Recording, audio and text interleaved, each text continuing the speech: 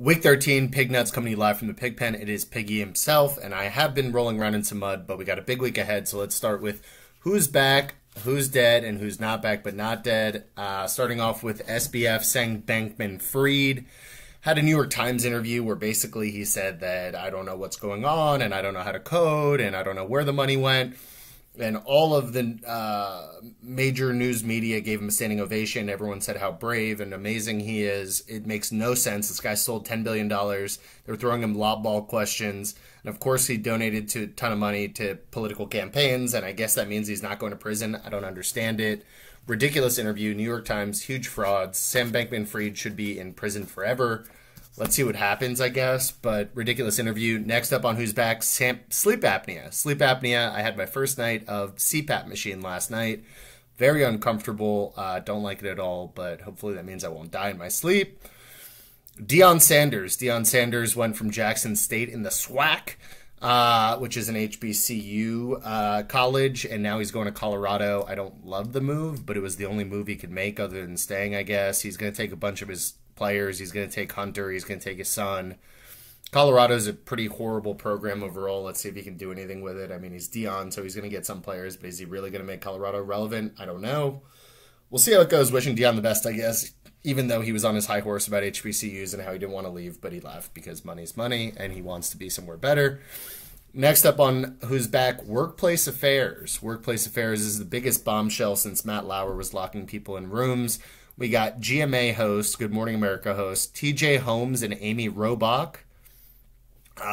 Basically, they seemed like they have great on-camera chemistry, and they're always hanging out together. Seems like they're a great duo. Turns out they've been fucking each other all the time. TJ Holmes also came out that he had an affair with a GMA producer for years. So he's just been fucking everyone at GMA for this whole time. His wife is a Rock Nation executive, and she's just been getting super cucked for years and years and years. TJ Holmes and Amy are both married, or at least they were. They still are, but whether they're broken up or not, I don't know.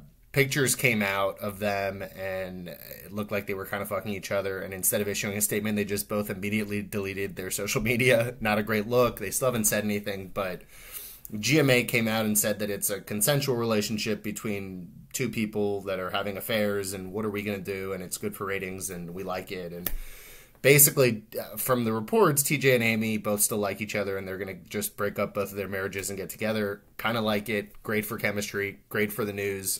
Good for Good Morning America. Neither are being fired, so that's great. Next up, we got Trump's tax returns. Trump's tax returns, House panel finally gets them after years of fighting. Let's see if they do anything with that. Probably not. But they finally got the tax returns that we've been talking about for 4 years. College football playoff controversy. TCU lost. Ohio State didn't even play. They got dominated the week before. Of course, everyone loves when it's only 4 teams. There's a bunch of controversy. Is TCU going to get in? Is Ohio State going to sneak them somehow? TCU deserves to be in. All this stuff. It's going to change when there's 12 teams, of course. There'll still be some controversy, but not as much in 2 years. I think they just announced while I was filming this that TCU is 3, Ohio State's 4, Michigan's 2, and Georgia's 1. So controversy over, I guess. TCU survives. Would have been a big deal if they kicked them out. Who's dead? USA Soccer. USA Soccer, you know, we all wanted we believe and stuff like that, but Netherlands was better. They always were. We got USA Basketball. That's good. We'll be back in 4 years. I know we're young, and a bunch of you guys used to play FIFA while I was fucking girls, and that's cool and all, but USA Soccer, we're not back. We're definitely dead for the next 4 years. I hate continuing to put him on the dead list, but Kanye continues to shock and awe me and hopefully other people. He went on Alex Jones InfoWars, which is known to spew tons of ridiculous conspiracy theories and hatred, and even he had Alex Jones like, you need to take it easy, that's a lie, like you're being really anti-Semitic. He went on to say he likes Hitler, says that he is an actual Nazi. He was with Nick Fuentes, who of course is a neo-Nazi. Alex Jones kept being like, well, you're not actually a Nazi, and he's like, no, I'm for real a Nazi. They were playing the curb stomping scene from American History X while he was saying this. It was the most offensive, ridiculous interview I've ever seen in my life. Then he goes on Twitter and is posting swastikas inside Jewish stars and a bunch of other offensive shit. The music industry has been mostly silent on this. Not great for rap. Akon came out in support of Kanye. We haven't had really anyone come out not in support of Kanye. Not great. Chris Christie's niece kicked off a NOLA plane for asking Latino passengers if they were smuggling cocaine and being drug mules. And then once they went to confront her, she bit, kicked, and spit on deputies trying to detain her. Chris Christie's niece, not great for her. Next on Who's Dead, Dr. Pepper Challenge. The Dr. Pepper Challenge, which everyone loves. There's people that just go and chest pass footballs, very unathletic, but they win $100,000 if you do it. The best chest passes. SEC title game at halftime, we got Reagan Whitaker and Kayla Gibson facing each other. Two girls, not very athletic. First round tie. They go into overtime, 15 seconds, another tie. And then Dr. Pepper just announces that the white girl won the $100,000, and that's that. Everyone's in uproar. Stadium's booing. Twitter's on fire. Turns out there was like a contest the day before that no one saw, and Kayla won. Really sketchy. Basically, they got cyberbullied, and they decided to give both people $100,000. Everyone booed and hissed Dr. Pepper, and so they said, fine, we could both have $100,000. That's fine. We have billions of dollars. So Dr. Pepper Challenge almost got canceled. Did not get canceled, but close. Lastly, on Who's Dead, our boy Jalen Kitna, or former boy Jalen Kitna. I don't think he's our boy anymore. UF quarterback, of course. He may have been the quarterback next year. Turns out now he's probably going to prison for a long time. He was arrested for kiddie porn. He had a bunch of images of, and they haven't disclosed the ages, but they said very young. Not great. You were all hoping it was going to be like 17, and he didn't know. No, it turns out very young. Girls in showers. Not great. And he was putting it on Discord, and of course, you can't just distribute kiddie porn. That's not a great look. And he put like very young as the caption. Not good for Jalen Kitna. Feel bad for John Kitna. Great guy, John Kitna, from what I know, unless he's also doing this, but I don't think so. John Kitna seems to be a good man. Very disappointing. Jalen Kitna probably going in the mush pot for a while. Who's not back but not dead? COVID. China protests of lockdown going on right now. California is talking about reinstating the mask mandates. Not great. I don't want to deal with COVID again. I think Florida's already over it, but overall, I wish that COVID would kind of go away. It seems like it's not going to happen. Who's next on Who's Not Back but Not Dead? Elon Musk. Elon Musk, who I'm already sick that he owns Twitter. I'm already sick of it. He went on and did this Twitter files with Matt Habibi, who used to be this respected journalist, but now he's a troll. And it's all about Hunter Biden's laptop and how there was this big conspiracy. And we have the Twitter files. And I'm going to release all this stuff to you guys because I'm Elon Musk and I'm on my super right-wing horse. And I'm going to show you guys how corrupt it was. Basically, was it a cover-up? Kind of. It was a cover-up. Should they have made a bigger deal of it? Kind of, I guess. But they basically just wanted to get his dick pics off the internet, which is revenge porn. So the Biden team's like, hey, can you just take the dick pics off? Or you can't just post people's dick pics without their consent. Not great. So they made a big deal of it. Of course, Elon said that he wouldn't make Twitter political. He has made it political, spreading a ton of misinformation, letting neo-Nazis back on the app, only deplatforming Kanye after he posted a fat picture of him. He was letting him post all the other shit, but then he posted a funny photo of him being fat, and he deplatformed him. He's just being a huge troll. He says that Hunter Biden has tons of swagger. Like, okay, dude, we get it. He went on to say that Twitter acting by itself to suppress free speech is not a First Amendment violation, but acting under orders from the government to suppress free speech with no judicial review is. Fact check for you, Elon. Biden was not in office on October 24th of 2020. Trump was in office. They said that both parties were asking for it to be taken down.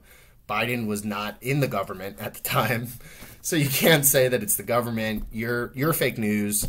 Your Neuralink is supposed to come out in 6 months, though. It's killed like every monkey that's had it, but you said that it's ready for humans. We'll see how that goes. We'll see what happens with Kaufman, and then we'll go from there. He also claims that elections are being stolen by Twitter, and everyone's like, what do you give us any proof? And he's like, well, this Brazilian election, you guys wouldn't know about it. I'm like, don't look into it. Fuck him. The Constitution's not back but not dead. Trump called for the termination of the Constitution to reinstate himself as president due to fraud, kind of with the Twitter stuff.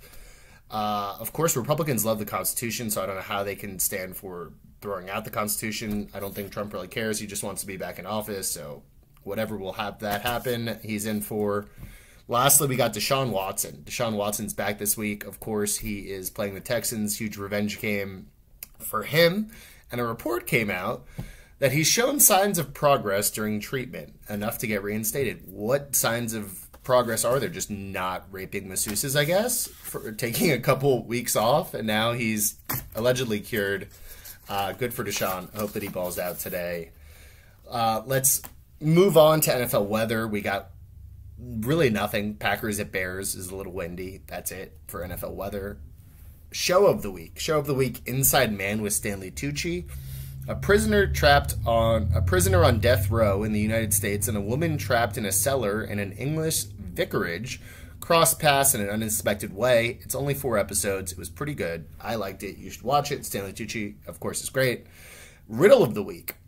What runs but never walks, murmurs but never talks, has a bed but never sleeps, and has a mouth but never eats? I'll give you the answer later, but I thought Riddle of the Week was pretty fun. Moving on to games of the week for us. We're in the nitty gritty. We got a week before playoffs. Well, this is week 13. We got week 13, week 14, and then playoffs. So people are struggling, of course. A lot of seeds still open. Right now, I think me and Shemmer are the only people that have clinched. Saul and Danny have been eliminated. Everyone else in between has opportunities to get there, some slimmer than others. Let's start off with Shemmer v. Kaufman. Shemmer projected 114. Kaufman projected 102. Give me Shemmer. I'm not going to get into these too much. Isaac v. Natsky. Isaac is playing James Conner, who's on a bye. Isaac's done. Natsky wins that.